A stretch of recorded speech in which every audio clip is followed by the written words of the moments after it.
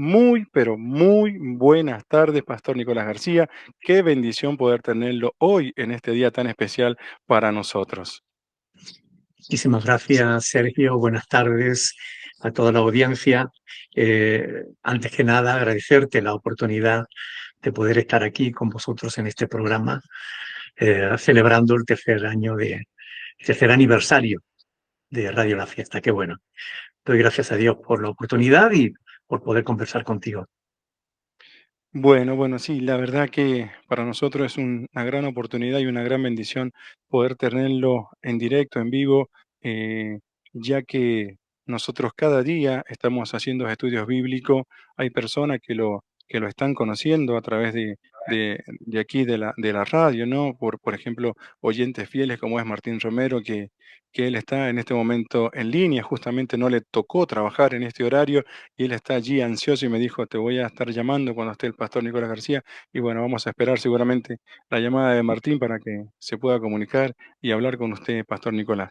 Perfecto. Hoy para nosotros es maravilloso poder compartir con usted y que nos hable un poquito. El tema que queríamos tocar y aprovechar es un poquito de el tema de la ideología de género que hoy por hoy está bastante complicada en nuestros adolescentes, en nuestros niños, ¿no? Bueno, sí, la ideología de género es un ataque frontal contra, ah, contra la familia en general, ¿no? Pero fundamentalmente contra los más jóvenes, contra los más niños.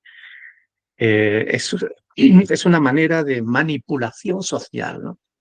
Es ingeniería social, o sea, pretenden cambiar el mundo, la mentalidad del mundo, y la gente de izquierda saben muy bien que la mejor manera de cambiar un mundo, de cambiar una sociedad, es aprovechándose de la educación de los niños. Si consigue cambiar a los niños, la mentalidad de los niños, estás cambiando la generación, la próxima generación. Es decir, si los convences hoy de algo, aunque sea mentira, pero si los convences, eh, mañana serán defensores a ultranza de esa mentira, ¿no? Y es lo que está ocurriendo, ¿no? Actualmente hay toda una planificación muy elaborada precisamente para conseguir pervertir la mente de los más niños, de los más pequeños. Y lo estamos viendo con ataques frontales, enseñando cosas que son mm, dignas de cárcel porque hace poco tiempo, hace un par de décadas, nada más, no digo más, hace un par de décadas, algunas de las cosas que hoy se están enseñando en los colegios hubieran metido en la cárcel a más de un maestro. Pero sin embargo, hoy en día, como que se quiere normalizar todo lo malo, todo lo perverso, toda la mentira anticientífica, antinatural, que es la ideología de género, ¿no? Una desgracia contra la que tenemos que levantar la voz y no conformarnos. Es decir, yo desde aquí quisiera hacer un llamado a todos los padres para que revisen los materiales educativos que le están compartiendo a sus hijos, que le pregunten a los niños, ¿qué has aprendido hoy? ¿Qué te han enseñado en el colegio? Y algunos se van a sorprender, porque a niños muy pequeños les están enseñando cosas que son verdaderas aberraciones. Entonces, padres, madres, preocúpense, porque la educación de los hijos es responsabilidad de los padres. Deuteronomio capítulo 6, versículos del 6 al 9, dice claramente que Dios pone la responsabilidad de la educación espiritual en los padres sobre los hijos. La educación de los hijos no está en los colegios, ni mucho menos en el Estado. El Estado debe colaborar para que los padres puedan educar a los hijos, pero según sus principios, según sus valores, no según los principios y los valores de un gobierno que no representa en muchos casos a la mayoría. Y bueno, desgraciadamente eso está ocurriendo y muchos padres son demasiado tranquilos y no se preocupan de lo que les están enseñando a sus hijos. Y mañana, bueno, pues va a venir el lloro y el crujir de dientes. Sí, la verdad que Por favor, muchos abran los ojos. papás hoy en día son un poco permisivos, por así decirlo, porque teniendo el material, como usted lo explica allí, de que debemos controlar a nuestros hijos. A nosotros nos pasa, tenemos hijos de diferentes edades y vienen de la escuela con materiales o con, digamos, modos que en casa no se les enseña y tenemos que investigar con respecto a eso. Por eso, digamos, un padre que es obediente a Dios y quiere corregir y educar a su hijo, tiene la obligación de, digamos, de revisar y controlar qué es lo que le enseñan en la escuela y los modos que trae, que, por ejemplo, quién se lo enseñó y por qué, ¿no? Claro. Mira que el colegio debería enseñar matemática, historia, ciencias naturales, pero lo que es sexualidad, lo que es religión, debería enseñárselo en las casas, no en los colegios. ¿Ok? Exacto. Exactamente, sí. La verdad que es así, pastor. Bueno, le voy a hacer otra pregunta, pastor Nicolás, también, que va más o menos de la mano, lo que es esto, lo del G20 y demás, que muchas personas eh, por ahí leen información torcida, porque lo que informan es más, está equivocado, el calentamiento global y muchísimas cosas de esto que está sucediendo ahora, que mucha gente tiene miedo a todo esto, ¿no? Las pandemias, las vacunas y todo esto. Pastor, usted que está allí en España, y tiene otra información diferente a la nuestra aquí, que estamos en una provincia del interior, y si bien las redes sociales nos ayudan mucho, pero sabemos que de 10 informantes, 8 son malos. Mm. Bueno, como digo, así como se está manipulando o tratando de manipular la mente de los más pequeños, también se está insistentemente tratando de manipular la mente de todas las gentes, de todas las edades. El tema de la ecología, el tema de la superpoblación mundial, 8.000 millones de personas, ya no cabemos en el mundo. Mire, si cogemos los 8.000 millones de personas y los ponemos en uno de los estados de Estados Unidos, por poner un ejemplo, no llega a cubrir el estado. Poniendo a una persona por metro cuadrado, no llega a cubrir uno de los estados. O sea, es todo un engaño, pero que fomenta una ideología. La ideología, hablando de la ideología de género, como estábamos hablando antes, la ideología de género tiene un objetivo, descender el número de población mundial. La ideología de género favorece la relación entre personas del mismo sexo. Las personas del mismo sexo no pueden procrear. Por tanto, si conseguimos, o si consiguen los que pretenden eso, que la gente pues se trague la ideología de género, haremos descender el número de población mundial. Si además fomentamos el aborto, si además fomentamos la eutanasia, bueno, la eugenesia, es todo un plan eugenésico. Es decir, es todo un plan maquiavélico para acabar con la población mundial, para hacer descender la población mundial. Porque hay unos señores que son multimillonarios que creen que hay mucha gente en el mundo y que para que ellos puedan ser más ricos y vivir mejor, necesitan menos gente en el mundo. Y entonces quieren acabar con muchísima gente. Todo este plan de la Agenda 2030 va encaminado justamente a conseguir esos objetivos. Los objetivos de la Agenda 2030 son fantásticos. Tú lees los objetivos y no hay quien le ponga una pega a ninguno de ellos. Ahora, ves la manera en que se pretenden conseguir esos objetivos y ahí es donde está la trampa. Es decir, si para acabar con el hambre en la Tierra lo que tenemos que hacer es matar a los niños, pues entonces, o dejar de tener hijos, pues entonces ese no es el objetivo. Hace 30 años, la ONU dijo que necesitaba 100.000 millones, fíjense, hace 30 años 100.000 millones era una burrada. Se necesitaban 100.000 millones de dólares para acabar con el hambre. Bueno, se propusieron conseguir ese dinero y ese dinero se consiguió. Y ahora hay más hambre que antes. ¿Cómo cómo te explicas eso? Bueno, es muy sencillo.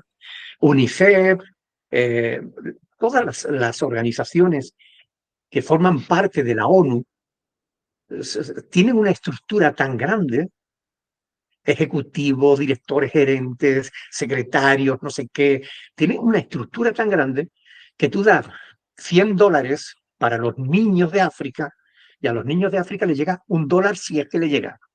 Claro, Todo claro, hay lo demás mucho se, gasto en el medio. claro, todo lo demás se queda en la estructura. Pero bueno, Exacto. esto son los males del mundo. La cuestión es, ¿qué debemos hacer nosotros como cristianos? Porque somos creyentes en Cristo Jesús, conocemos la palabra de Dios. ¿Qué debemos hacer nosotros ante estos problemas? Bueno, pues tenemos que levantar una voz profética. Tenemos que ser una voz, levantar la voz y decir, señores, esto es correcto, esto no lo es. Esto es conforme a la voluntad de Dios, esto otro no lo es. Y es muy importante que la iglesia levante la voz, que no sea cobarde, que hable de estos temas.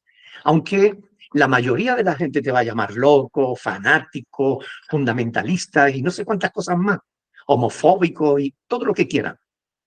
Pero la iglesia tiene que cumplir su función de ser luz en medio de la oscuridad, de ser sal que preserve la tierra.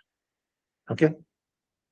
Ok, sí, perfectamente comprendido, pastor. La verdad que uno está aquí estudiando, como lo hacemos nosotros día a día, y estamos estudiando realmente la carta del apóstol Pablo a los Efesios, y la verdad que uno tiene, como usted dice, ser sal y luz para muchas personas. Como usted también dice en el estudio, no todos somos llamados a predicar, ¿sí? Pero podemos compartir nuestros testimonios y de lo que Dios hace en nuestra vida y explicarle a otra persona muchas veces que eso está mal, porque no está bien a los ojos de Dios, no es lo que digo yo, sino lo dicen las Escrituras. Entonces, muchas veces yo le doy gracias a Dios por el medio de comunicación y poder ser instrumento utilizado por Dios para llegar a muchas personas que lo hacen a Mm. través de la radio, ¿no? Fíjate, Sergio, que a veces no hace falta ser un pastor, ni hace falta un púlpito para poder llegar a la gente y decirle lo que es correcto y lo que no lo es. Cuando tú estás en un grupo de amigos y alguien comenta alguna cosa, no guardes silencio, habla, comparte cuáles son tus principios y valores. Es decir, si estás en el trabajo y un compañero de trabajo dice alguna cosa que sea incorrecta, corrígelo, enséñale, dile, eso no es así. Además, a Dios no le agrada eso.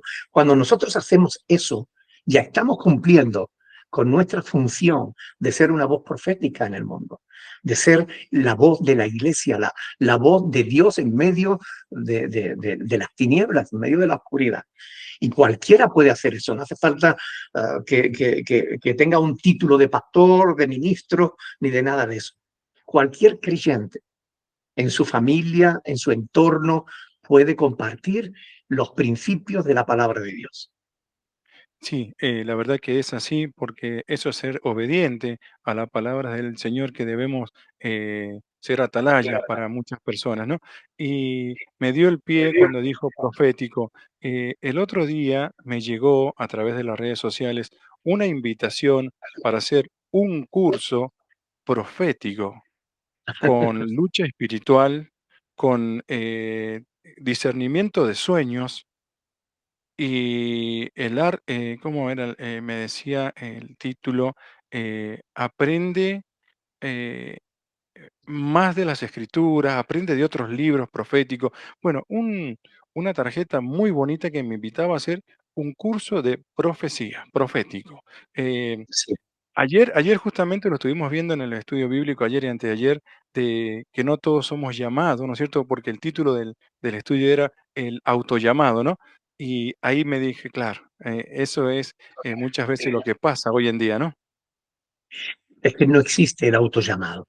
Es decir, el que se autollama a sí mismo no es un siervo de Dios, es alguien que se sirve de Dios, es alguien que se pone en un lugar donde Dios no lo ha puesto, donde Él se pone a sí mismo.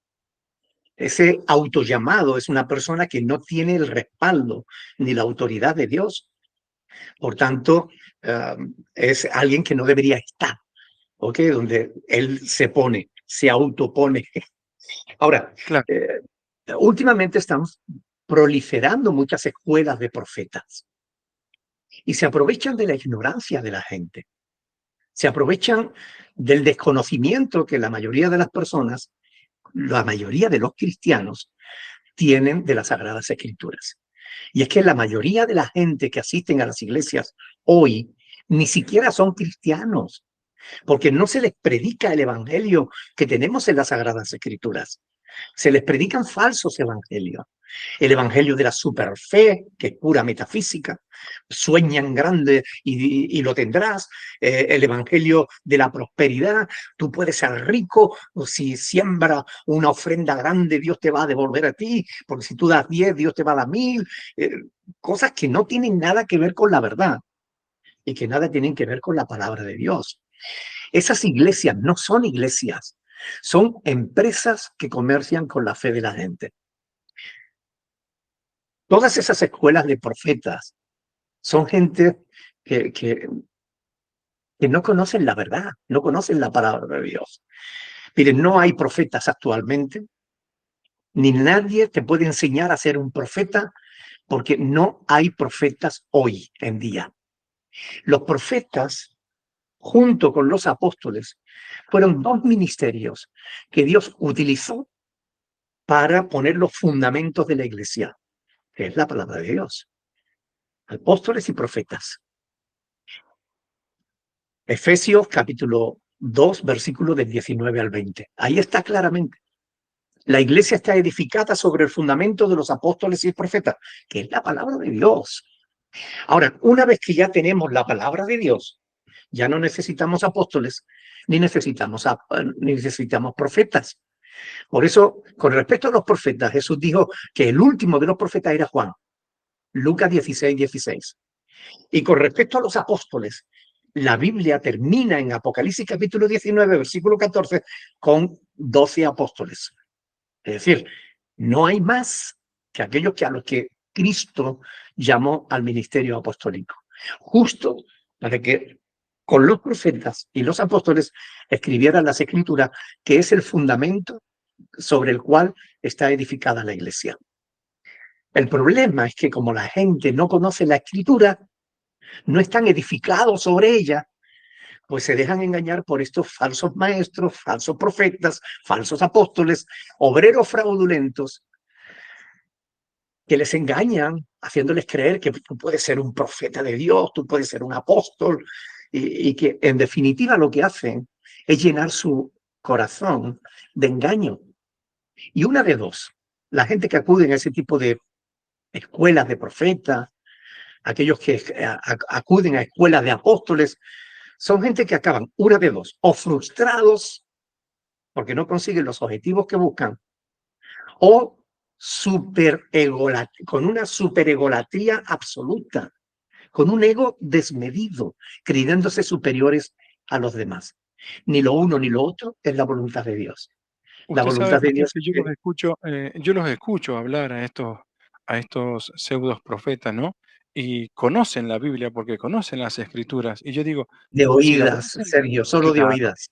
si la conocen tanto, por qué se prestan a engañar? ¿Por qué predican eso? Yo digo, bueno, estos estudios, estas escuelas proféticas, muchos las tomarán como una salida laboral, como a ver si aprendo puedo tener lo que tiene mi pastor. A ver, es que tú dices que conocen la escritura, pero no la conocen de verdad. Citar un texto bíblico no es conocer las escrituras. Conocer las escrituras es saber qué significa ese pasaje bíblico, interpretarlo correctamente dentro de su contexto histórico, de su contexto gramatical y su contexto teológico. Y hay mucha gente que habla de la escritura, pero no conoce el contexto de la escritura que cita. Por tanto, no conocen realmente la escritura. Y aquellos que la conocen y hablan de estos temas están engañando vilmente a las personas. Un Guillermo Maldonado, un Cas Luna, todo este tipo de gente, lo que hace es simplemente vivir a costa de engañar a la gente para vivir de superlujo, simplemente sin tener en cuenta que un día van a tener que rendir cuentas delante de Dios.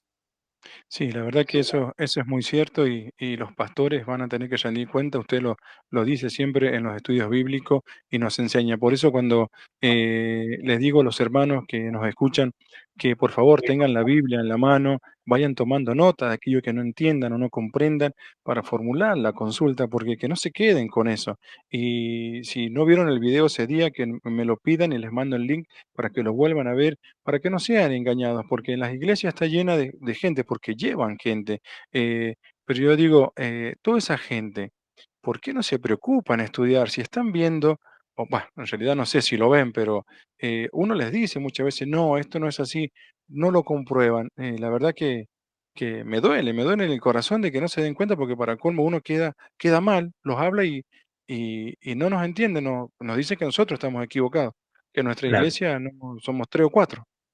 claro. Pero mira, cuando el número fue garantía de verdad, ¿cuándo? La multitud gritó, crucifícale, crucifícale. Eran unos cuantos los que no querían que lo crucificaran. ¿La mayoría tenía razón? No. La No, mayoría no siempre efectivamente no. tiene, la mayoría no siempre tiene la razón. Que un grupo religioso sea muy grande no significa que tenga la verdad. Ahí tienes la Iglesia Católica Romana. Dicen que son 1.000 millones de personas. Que lo dudo.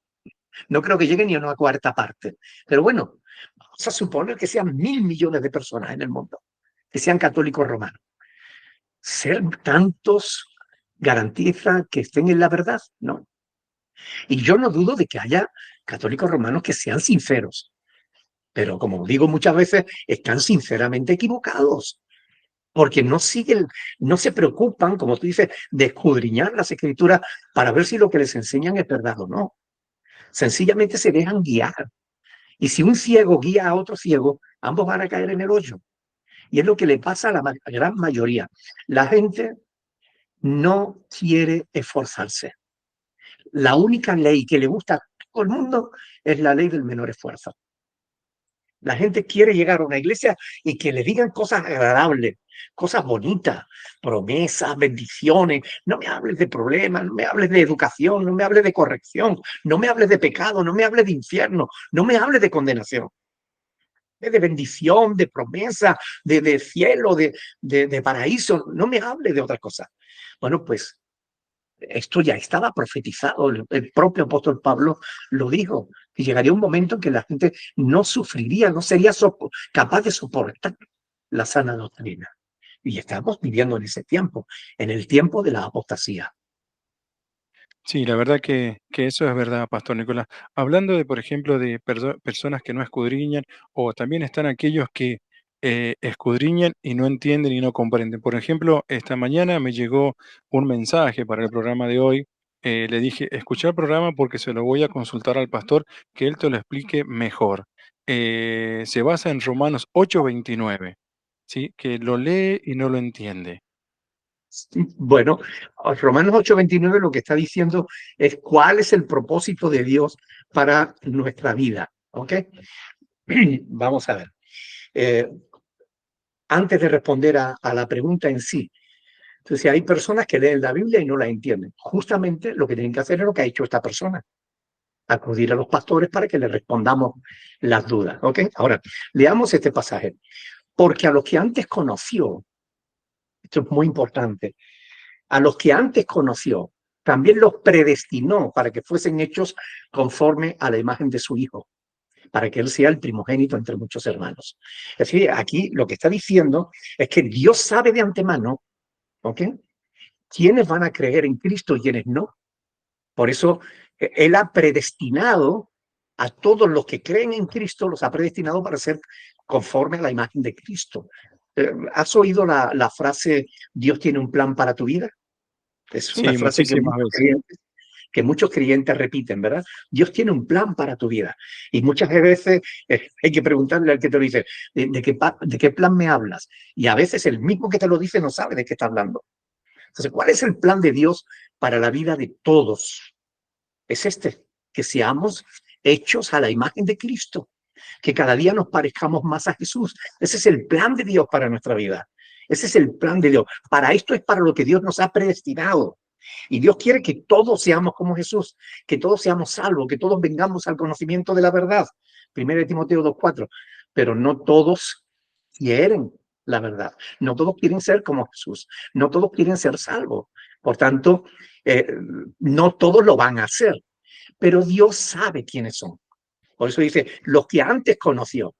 Dios ya está hablando de la presciencia de Dios, el conocimiento anticipado que Dios tiene de todas las cosas.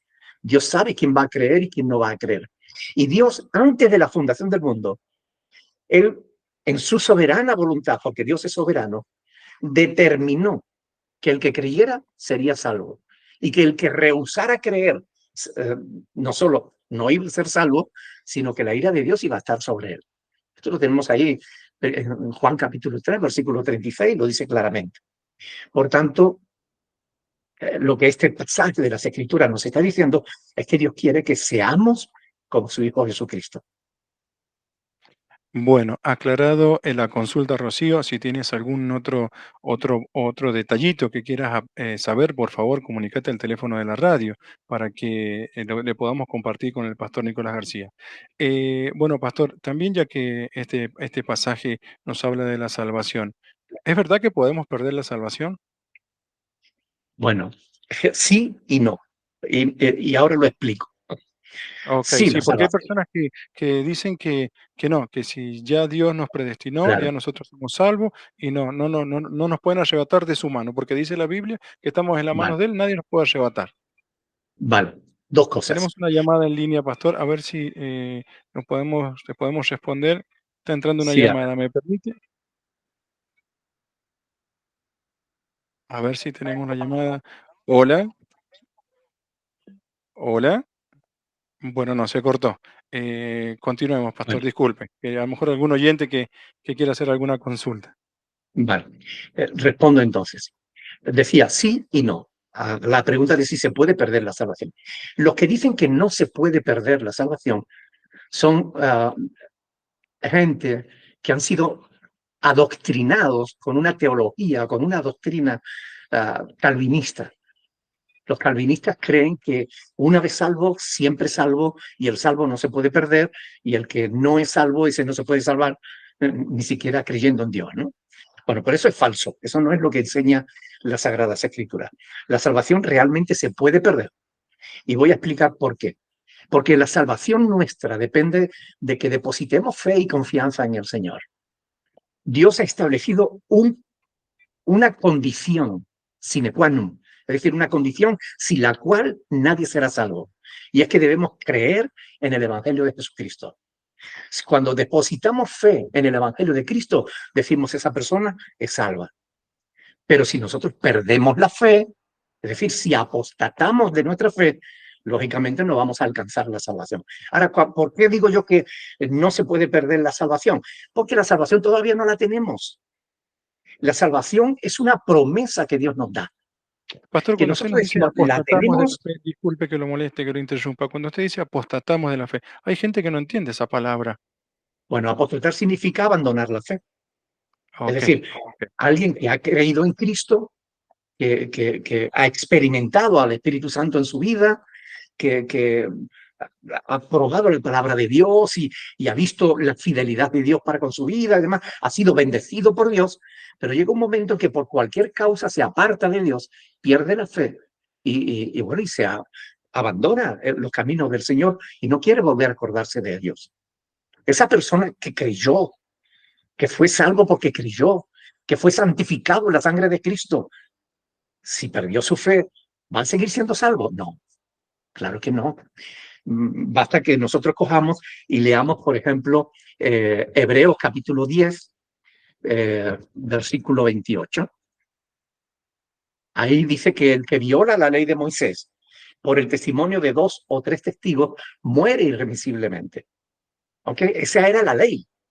Si 2 personas te acusan, tú estás perdido. Ahora dice, ¿cuánto mayor castigo pensáis que merecerá el que pisoteare al Hijo de Dios y tuviere por inmunda la sangre del pacto en la cual fue santificado e hiciere afrenta al Espíritu de gracia? Es decir, si una persona ha sido santificado en la sangre de Cristo, pero después pisotea al Hijo de Dios, tiene por inmunda la sangre que le santificó y encima le hace afrenta al Espíritu de gracia, ¿esa persona va a vivir? ¿Va a tener salvación? No. Pues conocemos, dice el versículo 30, al que dijo, mía es la venganza, yo daré el pago, dice el Señor. Y otra vez, el Señor juzgará a su pueblo. Horrenda cosa es caer manos del Dios vivo. Por tanto, es claro que se puede perder la salvación. De hecho, el apóstol Pablo en 1 de Timoteo, capítulo 4, versículos del 1 al 5, habla justamente de eso, de que en los postreros tiempos algunos apostatarán de la fe, es decir, se apartarán de la fe, escuchando a espíritus engañadores, doctrinas de demonios. Es decir, claro que hay apostasía. Y el que apostata, ese pierde su salvación. Eso está clarísimo en la palabra de Dios. Aunque a los calvinistas no les guste. Ellos no estudian la Biblia directamente, sino a través de los libros de los pastores calvinistas. Es decir, cuando tú no lees la Biblia directamente, sino que vas a la Biblia solo para defender tu postura, siempre vas a encontrar apoyo para lo que tú crees. Pero el creyente no tiene que ir a la Biblia para buscar apoyo para lo que cree. Debe ir a la Biblia para saber qué debe creer. ¿Okay? Es la palabra de Dios la que tiene que decir cuál debe ser nuestra postura. No nosotros determinar nuestra postura y después tratar de defenderla con la Biblia. Eso no es correcto. ¿Okay? Claro, claro, sí, la verdad que quedó bastante claro. Pastor, ahora, eso que apostatan de la fe, que porque hay personas que se han apartado, si se arrepienten de corazón, si quieren volver otra vez nuevamente arrepentidos y pedirle perdón al Señor, ¿pueden volver a ser salvos? A ver, en nuestra página web www.iglesia-medioberea.com hay un estudio sobre la apostasía, bastante completo. En ese estudio yo explico que hay dos tipos de apostasía. Una apostasía temporal y una apostasía definitiva. ¿Okay? La apostasía temporal es la de aquel que se aparta de la iglesia, no se aparta de Dios, se aparta de la iglesia, porque ha tenido problemas en la iglesia, porque ha tenido cualquier problema, cualquier frustración, lo que sea. Se aparta de la iglesia, todavía tiene un cierto contacto con Dios y está así un tiempo, pero después Dios, que lo reargulle por medio del Espíritu Santo, lo hace volver a la iglesia. Eso es una apostasía temporal. ¿Okay? Ahora, aquel que llega al extremo de lo que acabamos de leer en Hebreos capítulo 10, versículo del 18 al 30. Ese que pisotea al Hijo de Dios, que tiene por inmunda la sangre del pacto en la cual fue santificado, ese ya no tiene perdón de Dios. ¿Ok? Hebreos capítulo 6, del 4 al 6, lo deja bien claro. Es imposible que vuelvan a ser removidos para arrepentimiento, porque han transgredido la línea, es decir, se han pasado de línea, se han pasado. Y eso Claro, un ya no pecado muy tiene. grande, un pecado que no tiene perdón. La verdad que muy claro, Pastor Nicolás. Vamos a ver si nos podemos comunicar ahora con el oyente, a ver si nos escucha porque entró la llamada. Hola, hola. Hola, hola. Hola, sí, ¿quién habla? Hola, Sergio. Muy buenas tardes para el pastor. Martín Romero es mi nombre, el oyente fiel. Hola, Hola, Martín. Martín, buenas tardes. El pastor te está escuchando, Martín. Hola, pastor. Muy buenas tardes. Buenas tardes, Martín. Adelante, Martín, tienes el tiempo libre para hablar y charlar con el pastor si quieres consultarle algo o, en fin, te dejo todo el tiempo que necesites. Bien. Pastor, yo escucho el programa siempre y cuando el tiempo me lo permite por los horarios de trabajo y todo. Si no, Sergio se encarga de que yo me pueda seguir escuchando el programa. Me quedó una duda acerca de algo que escuchamos ayer en el programa a las 14 ayer sobre el tema de la vida después de la muerte, o sea, sobre que los espíritus de eso que dice usted de que me protege el ángel desde el cielo, que después usted decía que no se puede, que es mentira eso porque hay un abismo grande que no se puede cruzar. Tengo ahí ciertas dudas de qué hay después de la muerte, que sí es cierto que los ángeles nos están cuidando desde el cielo, esa persona muy querida, ay, mi abuelita que es un ángel o mi tía o X persona. Muchas gracias, Martín, por tu pregunta. Es muy interesante y mucha gente se preocupa por este tema, ¿verdad? La palabra de Dios dice en Hebreos capítulo 9, versículo 27, que Dios ha establecido para todos que mueran una sola vez y después de esto el juicio. Es decir, nuestros familiares cuando fallecen o nosotros cuando fallezcamos, vamos directamente a la presencia de Dios para ser juzgados y se nos determina dónde acabaremos.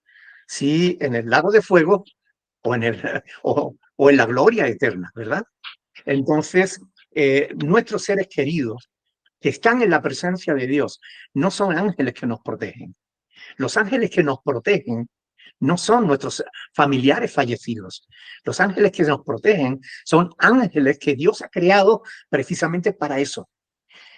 Hebreos capítulo 1, versículo 14 dice que los ángeles son ministros de Dios a favor de los que somos herederos de la salvación. Es decir, ellos nos guardan, ellos nos protegen.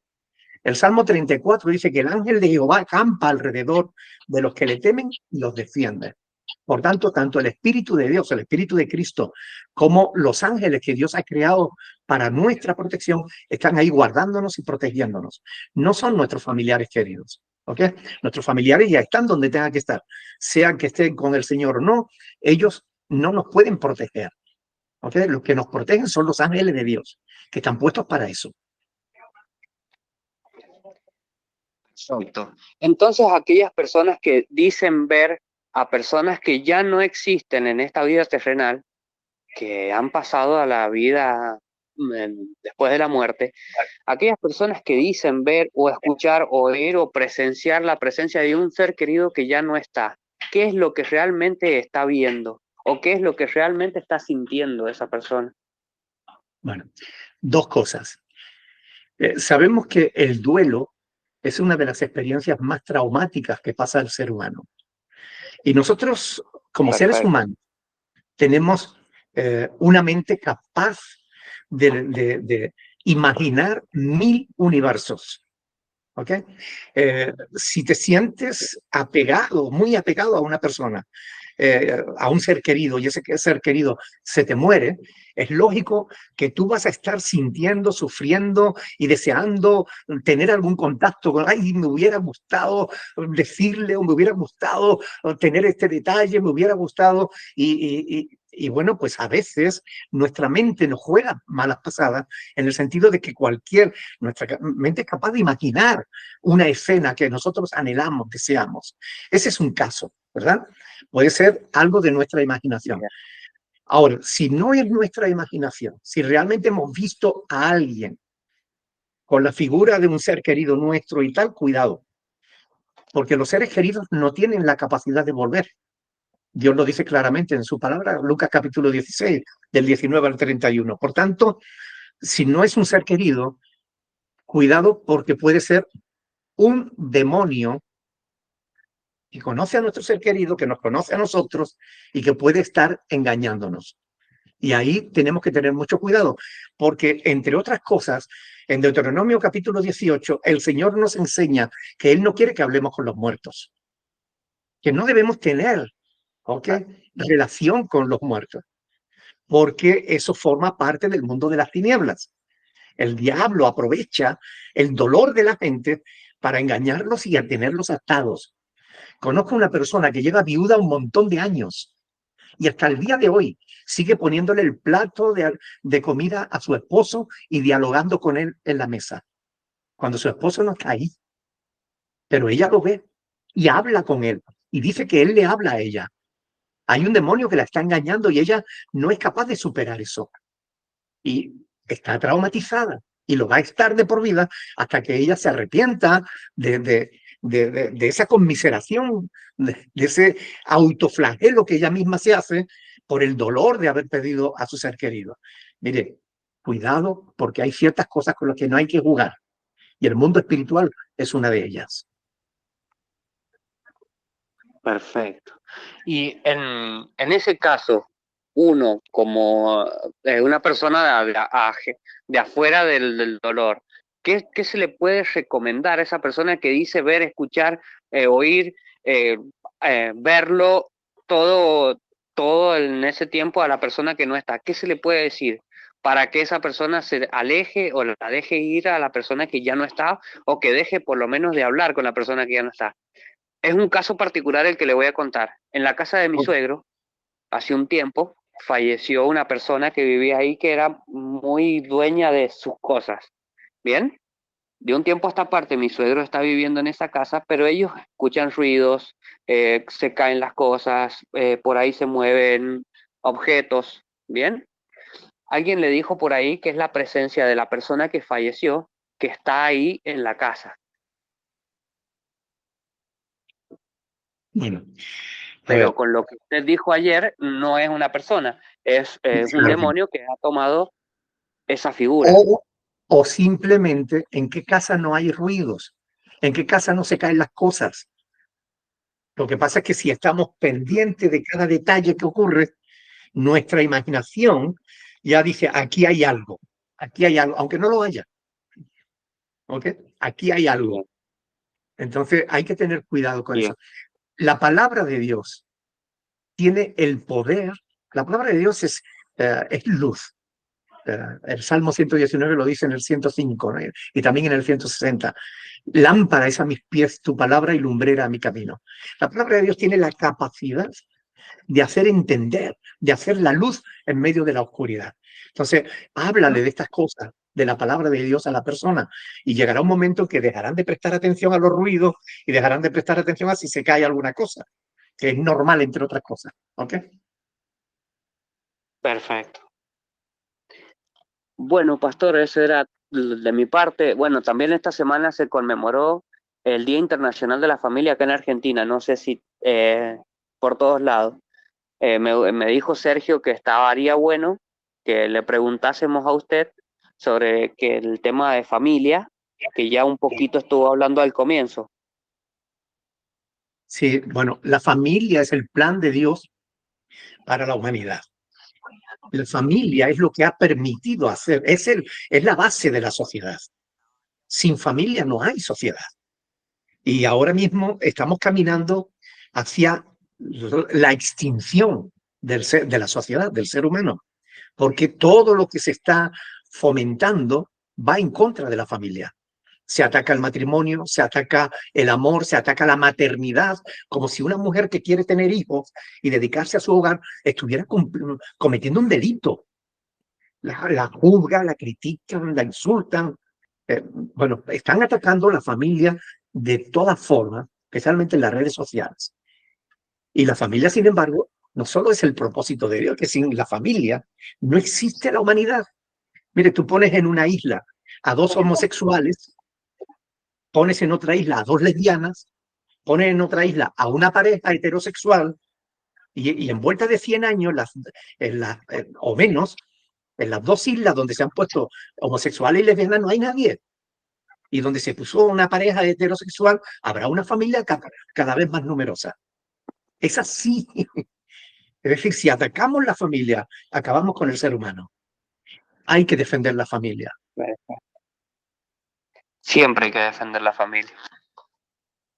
Y hay que apreciar. La última pregunta, y con esto ya le hago una última pregunta y con esto lo dejo libre a Sergio para que siga con la entrevista, que lo está haciendo muy bien. Espero que se le hayan pasado un poco los nervios que tenía al principio.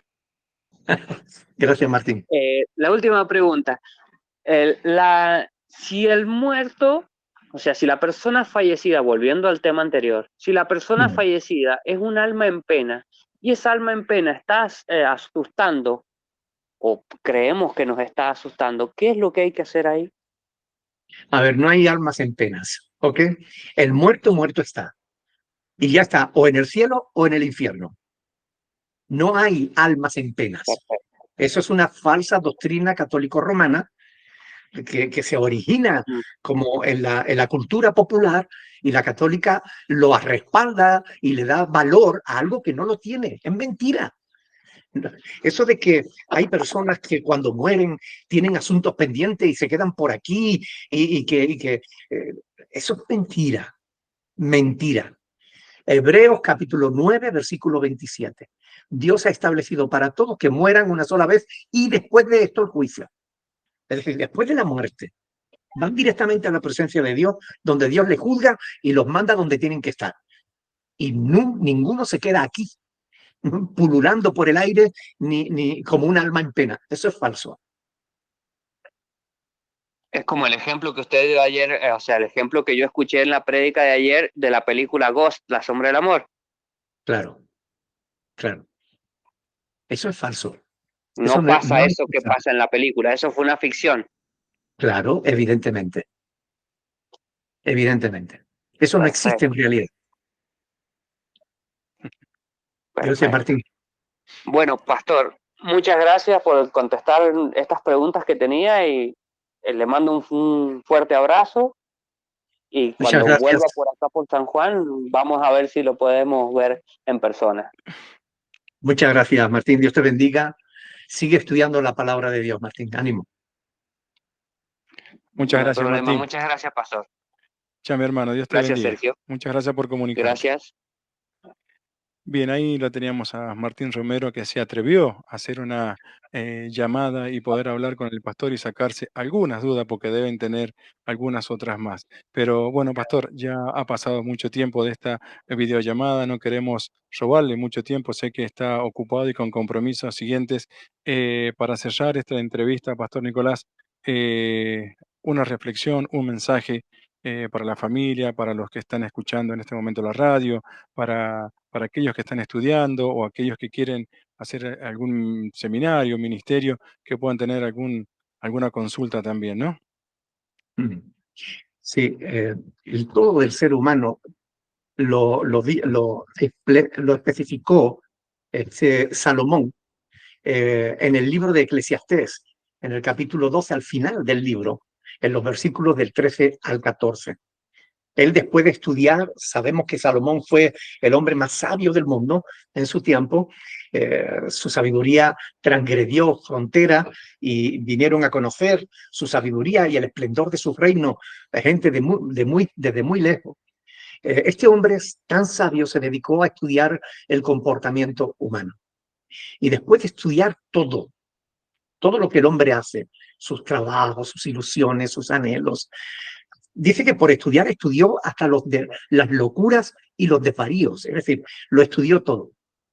La conclusión a la que él llegó la tenemos en Eclesiastés capítulo 12, versículo del 13 al 14, donde dice que el fin de todo el discurso oído es este: teme a Dios y guarda sus mandamientos, porque esto es el todo del hombre. Porque Dios traerá toda obra a juicio, juntamente con toda cosa encubierta, sea buena o sea mala. Bueno, que estas palabras nos sirvan de reflexión para que realmente procuremos agradar a Dios en todo, siempre, en todo momento y en toda circunstancia y en toda cosa. Que procuremos agradar a Dios en todo. Porque miren, no hay mayor felicidad, no hay mayor gozo que justamente cumplir el plan de Dios. Y recuerden que hemos dicho en Romanos 8:29 que el plan de Dios es que seamos cada día más semejantes a Jesús. Así que ese es mi deseo para todos los oyentes de Radio La Fiesta y que para todos los que siguen este programa, por favor, acérquense a Dios, teman a Dios, que es el principio de la sabiduría, y les irá bien, les irá bien. Serán felices y comerán perdices. Dios los bendiga, mis hermanos. Bueno, muchísimas gracias, querido llamado Pastor Nicolás García, por estar con nosotros aquí en nuestro tercer aniversario de Radio La Fiesta San Juan y aquí en la segunda temporada de Mi Tiempo con Dios. Darle las gracias al Señor por Pedro Luis Infantes, que nos envió la liga y nos está grabando esta videollamada, también a él y a todos los hermanos que nos están enviando mensajitos a través de las redes sociales y por WhatsApp, que ya vamos a compartir los audios de cada uno de ellos. El Señor le bendiga grandemente a usted, de un cariño grande a Montaña, a su esposa, a todos los hermanos allí en Fuerteventura, desde San Juan, Argentina. Muchas gracias. Muchísimas gracias, Sergio. Gracias por la invitación. Muchísimas felicidades por este tercer aniversario. Que Dios te siga bendiciendo y siga bendiciendo ese ministerio de la radio. Un abrazo para todos. Muchas gracias. El Señor le bendiga. Chau, chau. Chao.